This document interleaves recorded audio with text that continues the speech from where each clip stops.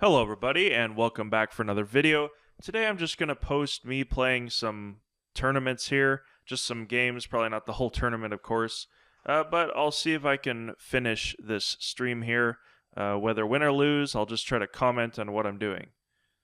Alright, so I've always kind of found it hard to comment and play at the same time, so I definitely need some more practice at that. Alright, so we're going into the Scandinavian. He goes back. I always like the fianchetto variation of the Scandinavian because it's very solid, and it also provides a lot of opportunities for white to attack on the queen side, and especially with black castles on that side. Alright, I'm going to castle. Now I'm just following. I could play the pawn up. I think I'll do that. He's kind of weakened his center here. I'm going to start attacking it with f3. Alright, so now I've won a pawn, opening the f file as well if he takes. So he's down in development. I'm developed pretty well once I get my dark square bishop out. Let's see, what do I want to do? I think I'll just take here.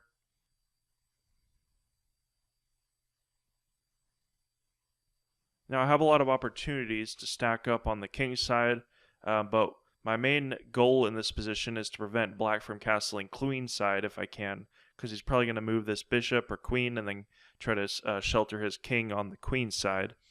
But I'll see if I can prevent it.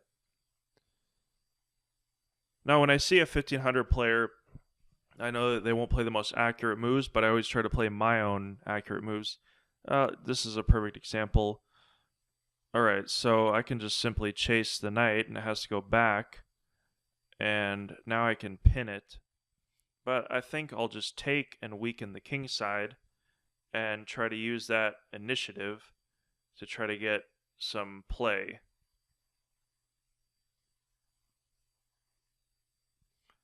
Alright, so my position's basically perfect at this point.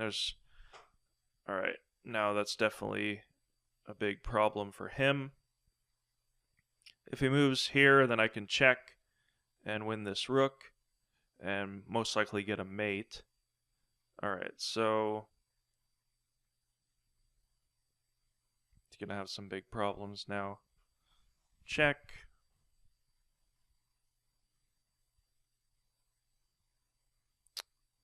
Alright, where's the mate? Where?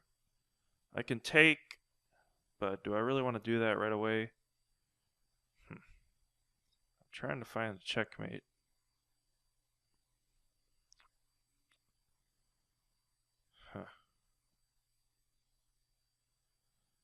Alright.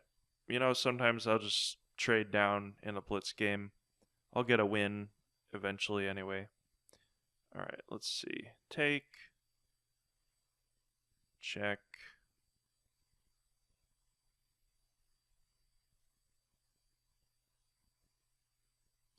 If he goes to g7, alright. Let's see. He's gonna have to move. Yeah, either a piece.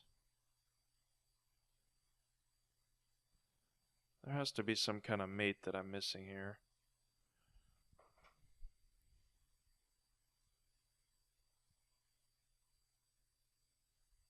There's no way he can protect that knight. Maybe he'll move down. I'll say this mate is taking way too long. Alright, so here we go. Here's mate.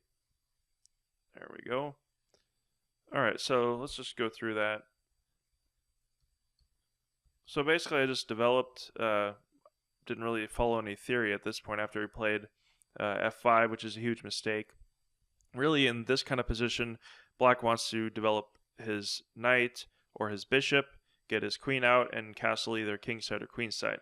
So the simple error of just not following the opening led to his loss after I just decided to strike in the center, and once he played some inaccurate moves, chase his knight back, losing some tempos.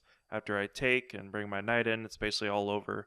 Really, he should have at least brought, instead of that bishop, he should have brought his queen in So at least he could interpose because his check's coming, and then get his king out of the way. All right, so let's see if I can get another game in here.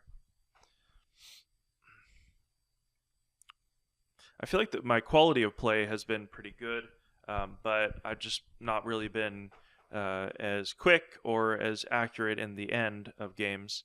But I really haven't been losing in the opening. It's mostly I'll make a mistake towards the end of a game and time pressure.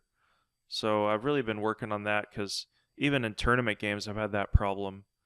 A while ago, last year or 2 years ago, I lost a very important game. All right, so let me start commenting on this. So going to the Sicilian Khan. Now, I would recommend when you play Blitz, it's good to play openings you know, because it is a lot harder to play in the resulting positions that you don't know. And that's one of the reasons that my rating has gone down recently, because I've been trying to play D4 or, unwell-known openings to me, just going crazy. All right, so I'm playing a little passively. Should play here. Obviously, he's going to castle queenside.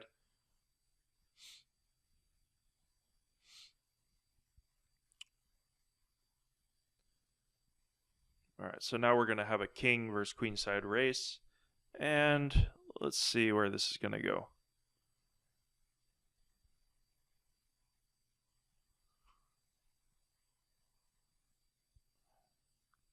Now I can take, he can take the pawn, but that's going to help me open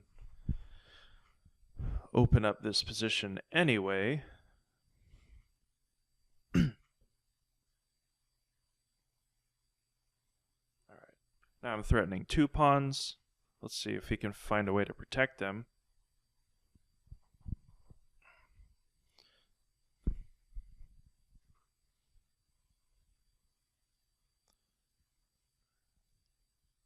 So now his position, I would say, is actually starting to fall apart.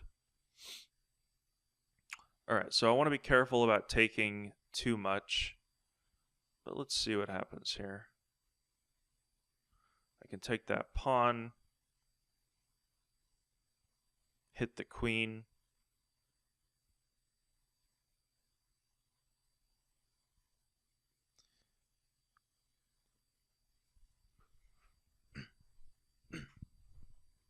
I would say that I can really get out of this situation. Well, okay, let's see. Now I'm threatening this pawn, although I don't want to open the position too much. But this queen here is not the best, because now he can't bring it in because my bishop's covering that square. So he really doesn't have any attacking chances once I trade off this light square bishop. Okay. I'm not seeing it, honestly.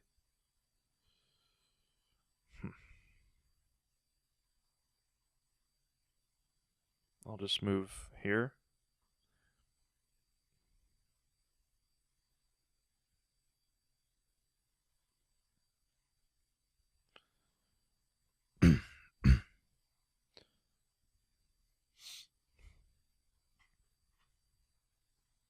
Now he can hit the knight, but that would just weaken his own position. All right, so now I'm just going to start undermining. I do need to develop a little more. I don't want him to get such a quick attack. Maybe I'll bring this bishop in. And now I can always check here as well. All right.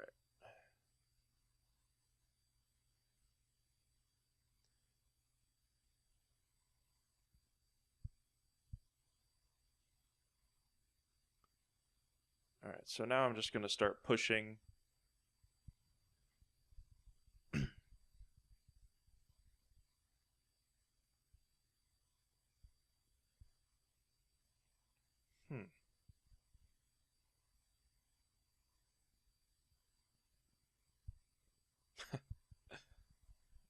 I guess he can push that pawn.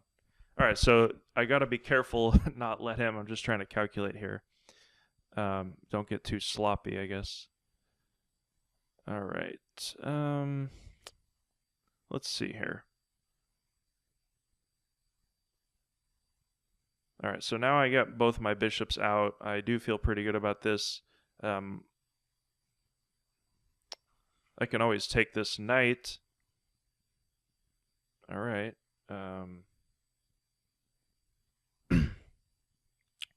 Now, he really should be pushing this pawn, but I think I'll get my king in front of it, and then my king will be safe. If he does push it, okay, so that's okay.